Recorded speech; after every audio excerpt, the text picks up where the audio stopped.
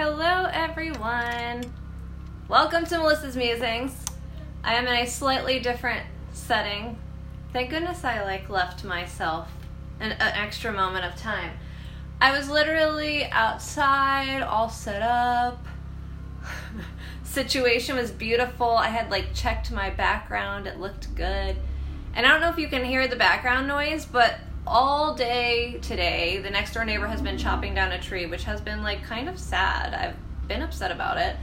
Not only is it no longer blocking our patio for afternoon shade, but they cut down their tree, so a bit of a bummer. But I think they just started literally chipping down the stump because I was about to click the live button and it was not happening. So anyways, here I am. Welcome to Melissa's Musings, Tuesday at noon. Thank you for those of you who I know are going to be joining in with me. I'm surprised Yaya's not here. Yaya, add it to your calendar. I'm surprised. My grandma has been so disappointed the last 2 times to have missed this. Yeah, you got to add it to your calendar. So I am talking today about what are the daily small changes that you're making in your life that will one day be looked upon as those small incremental changes to be looked at as epic change. And I saw that firsthand in one of the most special relationships to me, John this past week. So basically, with John, what's been so special about John is that I've been able to see so much of John's personal growth. I met John when we were both really young in college and both in a party phase, so we met each other at an interesting time. But just to give you some background on John, John is very shy naturally. He's very introverted. He's the opposite of me in most cases where I'm I joke that I'll Steal all the friends in a room, right? If John, with old John. And when I first met John, this is how quiet and shy he was. It literally was to the point where one time my roommate Lindsay was like, "I don't like this new boyfriend you have." And I was like, "Why?" And she's like, "He doesn't talk. He's so shy." And she's like, "I hate him." And I was like, "Oh my goodness, you're being dramatic." But that was literally John in a nutshell. And this past week when, fast forward almost 10 years into knowing John and the people who have been around to really see John's growth and how much he has really stepped into just what's available to him. I don't know. Basically, I got so much feedback, and I know that John received so much feedback last week after we did our American Dream TV shoot, where we literally traipsed around downtown in our Superman costumes. And my mom called me and was like, "I cannot." She's like, "What did you do to get John to do that?" And I was like, "Would you believe that Superman costume was his idea?" And she was like, "No." And the reason being is that would be very unlikely for the John of 9 years ago. But what has been so awesome to really see, yeah, that's right, Paul, John is a badass, has been his growth slowly but surely to the point where now he's literally running down the streets of downtown San Diego dressed as Superman, with good reason. He is like Superman. Skipping through Fixer Fridays, you're right, Lauren, doing the things that have consistently made him uncomfortable but have brought him to such an amazingly outgoing place. The people that know John now and who get to experience John now on a daily basis as the badass real estate agent that he is have never got to see where he came from, which was a very timid, shy, and naturally John, I joke with John that if something were to happen and an apocalypse was to happen, I would be sitting in a cave for a week driving myself mental. I would be somebody scratching into the walls. John would be probably totally content to be in his own space for a week, and honestly, he would probably enjoy it. He'd find something to do and putz around his cave. I would have ripped my hair out and caused physical harm. He'd be totally chipper. So that is John's natural element. He can totally be one with self, and he has made such slow but sure increments of growth in his self-development, his outgoingness, and it was such a beautiful and really obvious example of how that slow and steady growth can really produce exponential, epic results over time. And it was so clear to me this week as I saw John running down Fifth Avenue as Superman, getting the perfect shot. it was so amazing to see a witness, and it's giving so many other people the permission to know that we don't need to fit into the way of a real, like, into this box of a realtor, or into a way of a certain, you know, what people are expecting from us in our business. Or we can really think outside the box and go big and have it be really fitting for us, and also inspire others to do the same, because we've made those consistent and growing changes. So I would love to share with you guys some of the changes that I know and that I've been able to witness in John's personal growth pattern, and in mine as well. Like, I am able to very easily reflect on mine, but similarly to how my mom was like, how did you force John to do that? And I was like, he didn't. He literally ran down that street in his own free will.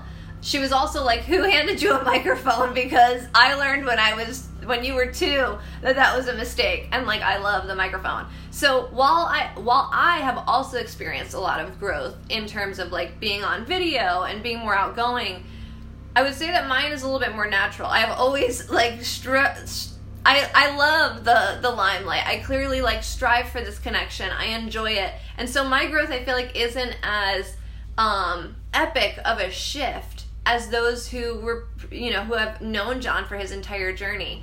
So for those of you who might be struggling to really step into like an outgoing space, or you see the people that you follow that you really want to be like, and you see, for example, like Gary Vee to me is a huge example, somebody I really look up to. And I see him consistently being so comfortable on camera and thinking to myself, wow, like, look at, he's got it. He is, you know, totally confident. He doesn't make mistakes. He doesn't trip up his words. And then I also have the realization that I've seen his first few videos, and they've been nothing to write home about. The lighting has been shoddy. The video quality is shit. I mean, he's stumbling over words right and left, but the beautiful thing is he was consistent, and he broke through those fears, and he made it. And now he's got literally a full-time, you know, video crew that follows him around. And similarly, I will tell you that if you had presented to John the option 10 years ago of running down the street in a Superman costume, he probably would have, I don't know, had a very adverse and dramatic reaction. He probably would have straight up run the other direction. It probably would have been beyond what he was even mentally capable of thinking at that time available for himself, because he had never experienced that type of ridiculous putting himself out there. But what has been really interesting to witness is the small shifts and changes and decisions he's made, the choices that he's made along the way that have been so massive in the moment, but have become more of a repetitious pattern. Video, for example, is one of them. Like, I know firsthand how difficult it is for me to get on video, so I know what a challenge it has been for John to get on video, because this is something that excites me. This is something that gets me going. I know for a fact that, like, this is something that John is not ingrained for. Like, he doesn't love it the way that I do. So it's a massive jumping, it's a massive leaping through fear. And I know that there's so many of you out there who we have coached before, or who we have touched base on, and it's sometimes simply a matter of like doing. Just do the live videos. So what if you make a mistake, or trip up your words, or maybe you end up deleting it and doing another one the next day because you were like, that was a disaster and I don't even want to rewatch it. Whatever it looks like. Lauren, exactly like you're saying, dive in, baby. Just do it. And thank you guys so much for watching. I see a bunch of you joining in here. I see Isaac, Ray, Paige, Jeffrey. So good to see you guys on here. Thanks for joining Tuesdays at noon. Yeah, from Melissa's Musings. So really, I have seen the shifts happening with these small changes over time. So, for example, doing videos, both live and produced, putting ourselves outside of our comfort zone, John especially. Getting encouragement from the team, and like being in a space where we're constantly pushing each other to do weird things that are outside of our comfort zone. So many of you may watch, or I would hope that many of you watch, our Fixer Friday episodes, which happen every Friday, where the team goes to a Fixer property and we produce an episode for you guys of the Fixer that we're in on that particular day. And we jive and we talk it out, and like we do weird things like skip around the houses, or like jump up and down on the diving board. But we're constantly in support of each other doing those weird things. So if we were there by ourselves, we probably wouldn't be like, ooh, I'm gonna skip around the yard. But no, we're like, ooh, guys, let's do a skip clip. It's gonna be weird, it's gonna be great. And then the 4 or the 5 of us, we line up, we do a skip clip. John will be like, oh my god, like this is so mortifying every time. Yet he does it and he breaks through, and together, us as a group, we're encouraging each other to break outside of that comfort zone, to do it even though it feels weird and it feels like we might be judged and it feels really funky. We do it anyways. And then we move on to the next scene. And then maybe in the next scene, it's a talking, a verbiage where we're like, yeah, John, dive right into that. That'll be so valuable for the audience. And he's like, but what do I say? What's the important talking points? And we'll jive it out as a team and we'll decide on those important talking points. And then he'll have the content that he needs to feel confident in delivering the message to the audience, and he'll go for it and he'll break through that fear, and we're all like, yes. So it's surrounding yourself with a team. It's consistently doing the things that seem really scary, but once you do them, you're like, oh, okay, that wasn't so bad. I could do that again. You know, when I first did Melissa's Musings, the very first episode, I will not lie to you guys, I had like the most hardcore, like, shit your pants feeling ever. Literally the first 20 episodes. Similar feeling. I was like, ugh, I'm doing this again? Like, why am I doing this to myself?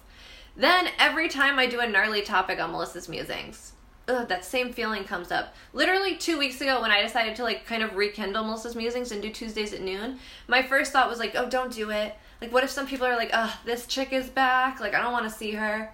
I was like, you will immediately create all of the reasons not to if you allow yourself to. But, if you consistently just choose those baby steps.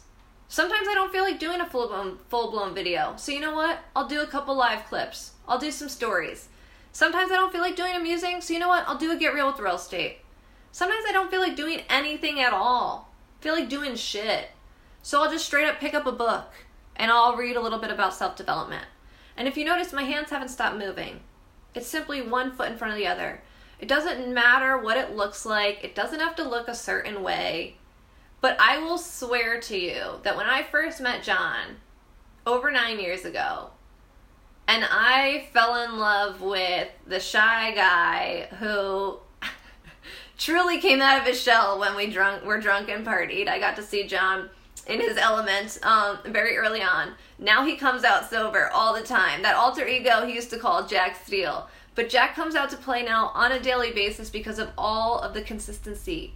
Every step that he's put in front of the other. And I'm so proud of the journey that he's taken, the goals that he's committed to, and the consistent pushing through the fear. A little bit every single day. And I will be fully upfront with you. Last week, when we were prepping for that American Dream shoot, these steps felt pretty big. They didn't feel like baby steps. They felt this big as we were getting ready to film and we're talking about what we were going to do. Even as we took photos of our costumes for social media, I was like, oh my God, how are we even doing this? We're going to take ourselves to nationwide TV wearing a Superman and Superwoman costume. And you know what's beautiful? We did it. And it was so fun. It was probably an epic day of filming for all that had part. Honestly, the film guys were loving it. They were like so into it. We're going to be doing more footage, more green screen, just to make it amazing. And the reason I haven't stopped moving my hands is because it's this consistency that has got us to that point. It did not happen overnight where we were running down the street in a Superman costume. And I promise you that it didn't look that way for Gary Vee or for, I'm looking at who's on my bookshelf right now, or Elizabeth Gilbert or Grant Cardone. It literally didn't look that way for any of them, where they just wrote a book or accomplished that massive goal or had the video guy in front of their face. No, it looked like this every single day, little by little, and I can't wait to see the episode either, Lauren. It's going to be amazingly epic. So cheers to amazing shout out for my husband, John, because the amount of growth that he has taken on over these last 9 years has been epic. And I know that only those who are really in his intimate circle have been able to see kind of the is enormosity a word?